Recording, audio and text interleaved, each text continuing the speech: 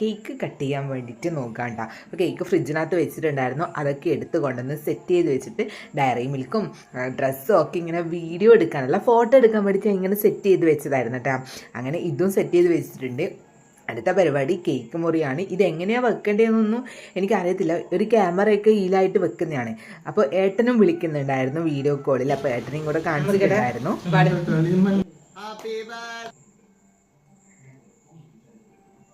അങ്ങനെ ഇത് cake മുറിക്കുകയാണ്. Cake മുറിക്കുമ്പം എല്ലാവരും ചിരിക്കുന്നത് എന്താണെന്ന് വെച്ചാൽ അനിയൻ കളിയാക്കിയിട്ട് പാട്ട് പാടുന്നുണ്ട്. മുന്നേ ഞാൻ പാടിക്കുമെന്നും അറിയുന്നില്ല, ആ ഒരു സമയത്ത് അവൻ കളിയാക്കിയിട്ട് പാട്ട് പാടുന്നുണ്ടായിരുന്നു കേട്ടോ. അതുകൊണ്ടാണ് നമ്മളൊക്കെ ഇങ്ങനെ ചിരിക്കുന്നത്. അപ്പോൾ ആരും ഉണ്ടായിരുന്നില്ല, ഞാനും അമ്മയും അനിയനും മൂത്തയും മാത്രമേ ഉണ്ടായിരുന്നുള്ളൂ, വേറെ ആരും വിളിച്ചിട്ടൊന്നുമില്ല.